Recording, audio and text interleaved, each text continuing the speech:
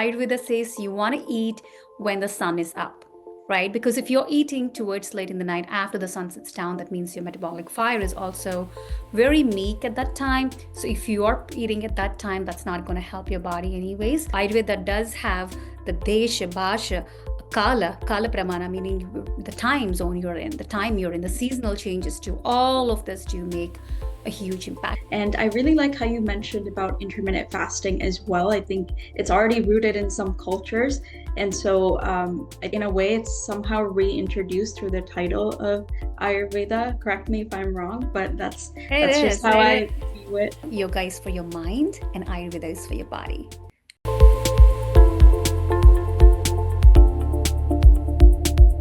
Vanakkam, Namaste, and hello everyone. Welcome to the 81st episode of Inside the Minds of Great Yogis. In today's episode, we have a very special guest, Pradeepa. Pradeepa Rayasam is a yoga teacher and Ayurvedic doctor based in Michigan, passionate about helping individuals live with balance, energy, and purpose. With over 15 years of experience in yoga and more than 7 years in Ayurveda, she blends these traditions to offer classes, workshops, and personalized consultations that support both the body and mind. Trained at the Patanjali Yoga Foundation in Rishikesh under Dr. Das, Pradeepa is board certified by the National Ayurvedic Medical Association, also known as NAMA.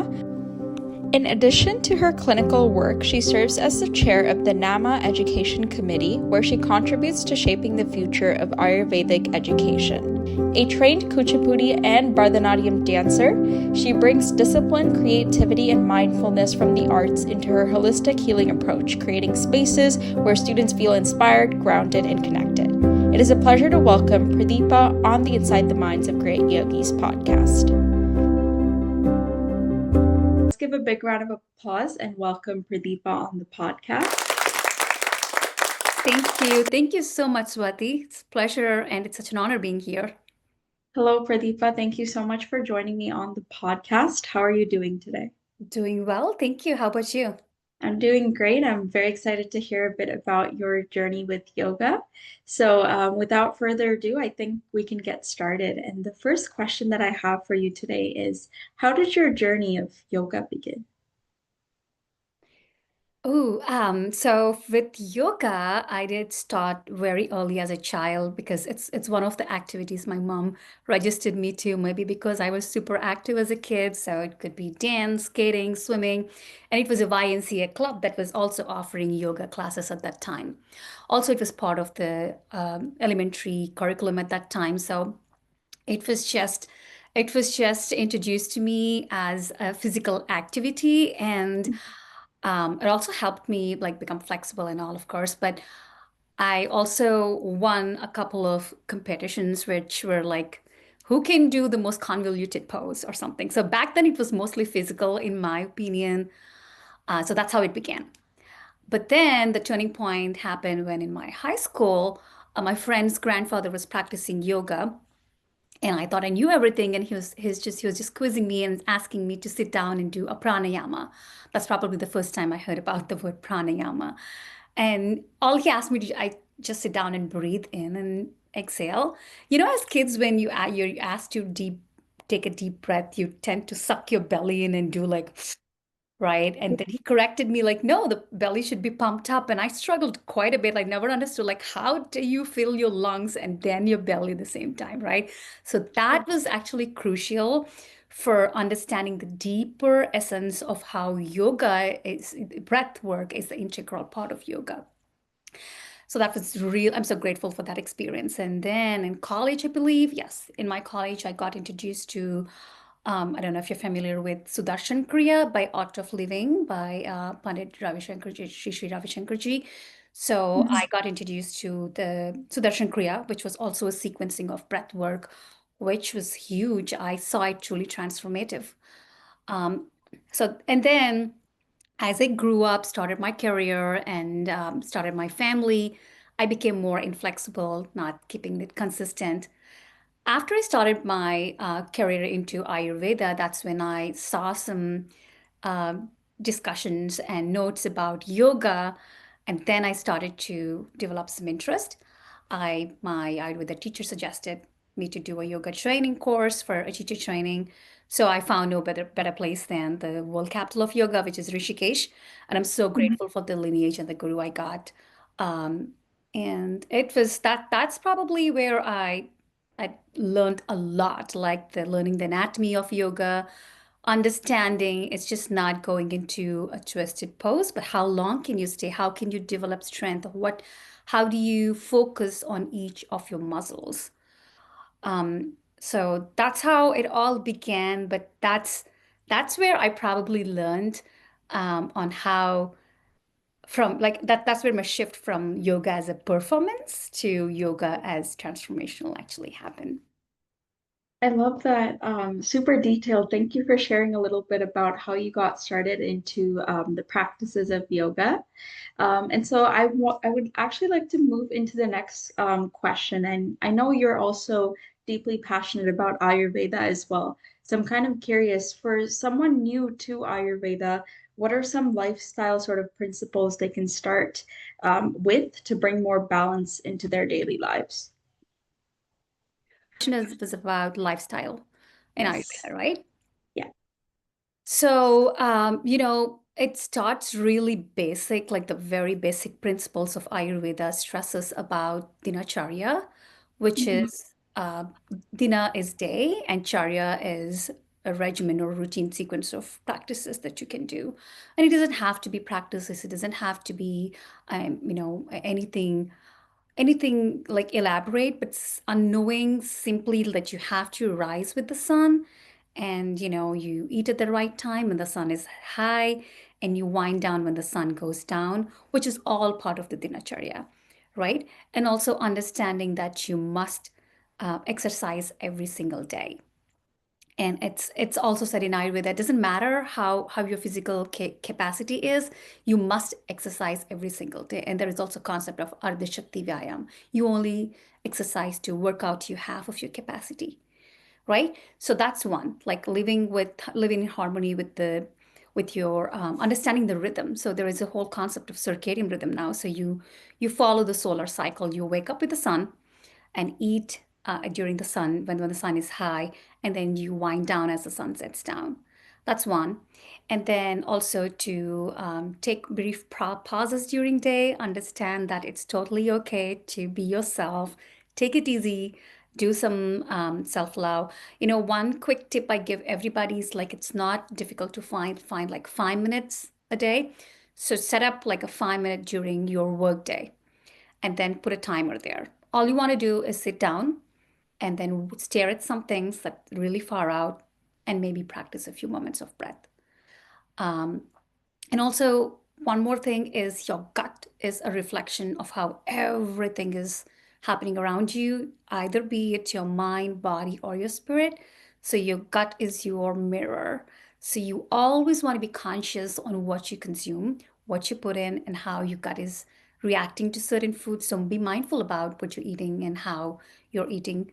So, yeah, that's where I would start because that's such a broad question. That's where I would end it. Thank you for sharing a little bit on your sort of perspective there in terms of Ayurveda. So, I would like to come into the next question, which combines both yoga and Ayurveda. So, I'm curious, how can yoga and Ayurveda both support someone who's overwhelmed, burned out, or even like disconnected with the realities around them? I love that question, disconnected with the realities around them. So, one thing you always want to do, the one connection you'll have, and which is like the crucial, or it's like the constant anchor, is your breath, right? That always stays with you, with your life. So, staying connected to your breath, that helps you anchor down, also helps you bring your consciousness into the present moment. So, yoga is always talking about staying yoga is, this is how I tell, yoga is for your mind and Ayurveda is for your body, right? So you should know that you just focusing on your breath is a key principle.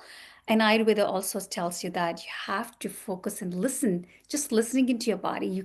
Your body is always giving you cues. You just being receptive and understanding and trying to decipher what it's telling you. So sometimes we may feel like, okay, I'm going to wrap up for my day. Your body's like, I'm done. But your mind is like, ooh, you left those dishes in the sink. But you should hear your body's like, that's okay. You can take a break now, but your mind is like, no, finish up because you have this, you want to wake up to a fresh and clean kitchen, right? So you should always understand how your body's feeling. If your body's telling you, no, I want to rest now, you want to prioritize your body. So always prioritizing your body. To your second question, staying connected was like, how do you want to bring that is with, of course, bringing your focus to your breath and slowing down a little bit. And these two modalities, a perfect marriage is like they interplay. They have a lot of common themes, and that's why we call them sister sciences together. But these sound really basic, but when you do it with intention and in the longer run, you'll see how truly transformative it can be. Absolutely. Yeah. Thank you for sharing that there. And I really love how you made that distinction between both Ayurveda as well as yoga. How you kind of, mentioned yoga is more over for the mind and then Ayurveda is more over for the body. So I really love how you kind of made that distinction there. So if I may, sorry, if I may add something there, right? That's why if you see all the practices for the mind on yoga Yeah. is on how it's uplifting your soul, uplifting your mind. All the practices start from bottom up. Whereas in Ayurveda, we have top to bottom, which is helping you ground. Like all the dinacharya usually starts with top to bottom. Like you start massaging your scalp, your body, and do your nasya. Then, we call it gandusha or oil pulling, and then massage your entire body physical workout. So that's top to bottom, bringing the groundedness, pulling down. But yoga, if you're familiar with yoga, I'm sure you're talking about chakras going upward. You start with Muladhara and then Swadhisthana. So you keep coming upwards, right? So a perfect balance between these two will be encompassing the whole, to be a holistic being together. I love that. Thank you for sharing that there. And I'm going to come into the next question that I have for you, more on a personal note. I'm just curious, what drew you personally to Ayurveda and inspired you to become a doctor in this field? And what is an Ayurvedic doctor, if you could paint the picture for everyone? It's a very good question. I should actually start by saying my journey into Ayurveda, it was not straightforward. I didn't realize it till later in my life. And unexpectedly, I learned it from my Dutch friend who was talking about some Ayurvedic principles. Because growing up in India, we had lots of access to allopathic doctors, be in the family or friends. So it was never a sought after modality growing up. And then my Dutch friend was talking about Ayurvedic principles, and it sort of interested me. And I borrowed a book from her. And then I started exploring more and found out there are some schools within the United States that also offer training. And I was also trying to understand or explore cooking and nutrition for my own self or my family at that time. So it was a perfect time for me to learn some basic principles. I just started in a college that was offering a foundations of Ayurveda for like a 6-month introductory course. And I learned a lot at that time, and everything was like eye opener. And, it just started opening up more opportunities. Like, I was so excited. They offer a board certification for counselors. So I took the counselor program and then a practitioner program and then their advanced practitioner, which is their Ayurveda level doctor certification program. So in the meantime, I also took up Sanskrit. So Sanskrit is something I started to learn because it helped me better understand the classical texts. Because a lot of books that have translation into into English do have things get lost, at least one place or other. So I also read Sanskrit and reading the Samhitas and understanding what the deeper meaning was. It was so every time, like I don't say I'm done with anything that I'm studying. I'm still a perpetual student, and every single day I find something that's an eye opener saying that, oh my God, this is so relevant and this is so clinical and scientific. That was discovered by our ancient sages like thousands and thousands and millennials ago, right? Millenniums ago. So that's how we understood, that's how we understand uh, how easily relevant people talk about evidence-based science versus not. Ayurveda not being evidence-based, but this is something that was handed over to us via scriptures and so much. And you'll only understand once you start experiencing. This was like circadian rhythm became a new thing. Increment, what is it called? Intermittent fasting became a new thing. But these were something that was already scribed in our scriptures. So yeah, it's that's how it all happened. But I don't say it's just about learning that was huge for me, but it's the impact that was really making me motivated. I still remember, I cannot forget the first handwritten note I got from my client who said that the impact that I made on their health, they were actually trying to conceive. So they wrote a very kind handwritten note for me, thanking me, and so many notes that I received from my clients. And I understand that I'm able to make an impact in their health wellness journey is something that keeps me motivated. Your question to what is an Ayurvedic doctor mean? So in the United States, at least, it's not a licensed practice. It's not regulated. So we don't go by the doctor title. So there are certifications that you can do. So for me, my study was over a course of 7-year period, if that makes sense to you. That was a long study, and I'm still studying even today. There is something new that I keep learning. Thank you for sharing that there, and a little bit about, what drew you to Ayurvedic sort of practices, as well as how you became, sort of how you decided to also take up, that education as well. It's really nice to hear that, as well as how your clients are also very happy with, what you offer in terms of the field of Ayurveda. And I really like how you mentioned about intermittent fasting as well. I think it's already rooted in some cultures, and so I think in a way it's somehow reintroduced through the title of Ayurveda. Correct me if I'm wrong, but It that's just is. how It is. I view it. Absolutely. I really wish it is introduced as part of Ayurveda. It did I think it came out from the West with somebody doing a research in it. Every time there is like a fad diet or a wellness trend that comes out, intermittent fasting is again one of them. But it's not just intermittent fasting, but combining with the circadian rhythm together makes a perfect blend. Like I've seen people telling me that, oh, I fast from like, I break my fast around 2 in the afternoon and I go till like what, 8 or 9 in the night. And then I fast for the rest of the period and come back. So that's not what Ayurveda says. Ayurveda says you want to eat when the sun is up, right? Because if you're eating towards late in the night after the sun sets down, that means your metabolic fire is also very meek at that time. So if you are eating at that time, that's not going to help your body anyways. So the perfect way to do this fasting is to match the sun cycle wherever you are. I can't give you a timeline, but you have to understand where you're located. So Ayurveda does have the Desha, Bhasha, Kala Pramana, meaning the time zone you're in, the time you're in, the seasonal changes to all of this do make a huge impact because I talked about dinacharya, number one, but there is also seasonal ritucharya. You also have to follow the seasons and adapt to the seasons and change your cycle, change your lifestyle with each season. So if you're just mindful about these basics, that'll be great. Thank you for sharing that there. And now I'm going to move on into the next set of questions that I have for you. So I have some rapid fire questions for Oh. you. And the first one is actually something kind of related to, everything that we're facing digitally, and the world is somewhat, in social media and also like digitally, there's a digital overload. So I'm just curious, what is your Ayurvedic perspective on digital overload and the constant sort of screen time? How can we counteract its effects using Ayurveda sort of mechanisms? So what is Ayurveda perspective? Ayurveda always says anything, whether it's good or bad, should be done in moderation, right? So that's the key. And of course, our saints may have never envisioned this world of digital world and the rapid transformation that happened in the last few years. So, but that's where I would start. Like moderation is the key, number one.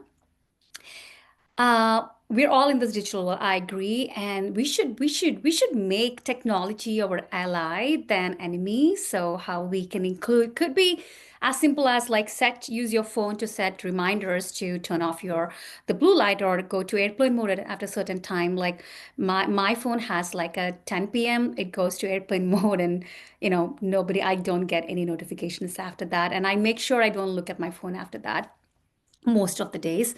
And also setting alarms, of course, and also setting reminders to pace down yourself throughout the day. So these are some things I would say. So how do we live in the digital world, how Ayurveda does? So I would say try to embed in your life so that doesn't feel foreign. It's like you don't get scared like, oh my God, I don't want to touch technology, but you can use that to use apps or even use your default apps on your phone that your OS offers to slow down and include small practices or setting reminders like, okay, drink water at this time or relax at this time for lunch, time for dinner. So that also helps you follow a regimen or a routine. How do we contract this overload? So let me go to the second question you had. Digital overload is a big concern today, just like your overloading with your eating habits. If you are consuming too much of information today, we're living in this information overload. You just want to be mindful on what you're consuming. So just taking pauses, taking breaks at that time, at regular periods of time. Also understanding what you're consuming. You can get sucked into this scroll mania, just keep getting into like different themes, and your LLM behind is like playing with your emotions and trying to give you more interesting content for you, but you want to say, stop, let me switch to, or have another reminder, like switch back to a different screen, and then where you can like do headspace or someplace you can pause and breathe and um, and so, and the third one, how do we contract this, counteract, or is there an antidote for this? So everything does have antidote, and especially Ayurveda is good at giving those remedies, right? So one thing is to be mindful about your eye health, your vision health. So there are so many things you can do, like, making sure you eat a couple of hours before your sleep time and dimming your lights, keeping your room cool. So that's one thing you can train your thermostat to also turn off cooler after a certain time. That also brings you to your sleep mode. And reading books. Reading books is a big melatonin inducer, I should say. So you can read books to calm down and cool down your mind as well. I feel like we are all, especially women, we're trying to go into this pseudo masculine mode when we are also trying to go with this race. But we should definitely stop, take a pause, think what we're doing. Is it right or not? Is it helping me or is it bringing me down? So always, always constantly monitoring yourself is something I would suggest. Thank you for sharing that. I really love that because we are living in an information age where, everything has been sort of everything is digital. So it's important to also take care of our mind and body and also prioritize our time for certain activities. And also with the rise of AI, it's also important to understand that, even if there are a bit of a concern where people are like, AI might take our jobs away. But I think it is important to understand that if we tend to learn AI or if we tend to kind of specialize in that skill, it may be less likely to. So you never know, right? So Truly, um, yeah. yeah, so I thank you for sharing your sort of Ayurvedic perspective there.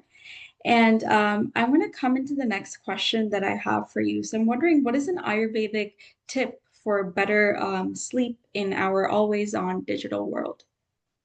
Yeah, I just answered that in my long answer for your rapid fire, which was not a rapid fire. So just winding down, meaning make sure you're not eating or even drinking water, or drinking water after a certain time can also cause an overload, and also keeps you awake, like you have to go use the restroom, come back. So that's again sleep disturbances, right? Yeah. So there is something called, again, circadian rhythm is a modern term for how we looked at it from the science of Ayurveda. It's when there is a certain period of time Oh, so you asked me for one tip, so I'll start there. One tip is to try to sleep by 10 p.m. because that's when a shift from one, so we have these bio elements or bioenergies we call Vata, Pitta, and Kapha in Ayurveda. Yeah. So 10 p.m. is where the transition from your, into your kapha kala happens at that time. So that's when you want to, sorry, from your kapha kala into your pitta kala happens at that time. So you want to just slow down during that kapha time where you're trying to ground down. And if you sleep, you'll sleep like a baby. And, oftentimes when people wake up earlier in the morning, like sometimes if you're up till like late in the day, like 2 or 3, it's so hard for you to fall asleep because that's your vata period. So that's the time you want to wake up and focus. You're super active at that time, but it's better to do some meditation, or it's also good for you to study and read something. That's the best time for you to consume information. So the one tip Thank you. would be to sleep at 10, I should say. Yes. Yeah. Thank you for sharing that there, and your tip for better sleep. And the next question, or the rapid fire question I have for you is, this is actually one that was given to us by an audience. So thank you thank you for sending in your question. So it's a question about Ayurvedic herbs. So what is one Ayurvedic herb you'd recommend for calming the nervous system? Oh, okay. I'll be very mindful when I share herbs. And again, there is rarely a time I would prescribe a single herb. It's usually a combination of different herbs. The first thing that came to my mind for an adaptogen is ashwagandha, but that has been the most recently, like it's all over, at least in the United States. I'm sure it's like available at every over the counters, superfood store. So I would be mindful that ashwagandha is good for not good for everybody. It's also super hot and potent, so it's definitely not for everybody. So complementing it with another herb is something I would suggest. And Brahmi is what I would think second. Brahmi is my go-to favorite too. Sometimes I combine these with other herbs too, but there is also a concept of carrier herb, or we call it anupan, which is the vehicle. So it's like transferring the herb and sending it to the right places where it requires to be consumed is something that you want to be mindful about. So there are so many carriers, like it can be milk or ghee or aloe vera juice or so many other things that goes together. So it's hard to land on one, but I just told you two names already, ashwagandha and brahmi. Thank you for sharing that there. And I hope that it resonates with our audiences as well. And the final question that I have for you is, what is one simple thing that listeners can do today to feel more connected to themselves? What could a simple sort of practice look like? Okay, so there are lots of simple hacks. Ayurveda is all about lots of simple hacks that it gives. And I would again, I sounds like a broken record, but I would also come back to say pranayama and sitting down and breathing, and mindful breathing is something I would say because that's your soul truth that always stays with you, the breath. And if you develop this intimate relationship with your breath and understand and go with that cycle and let it regulate your mood, and your moods should not be, governing the breath, but let the breath regulate your moods. Try that, and I'm sure you will see some difference. Thank you for sharing that there.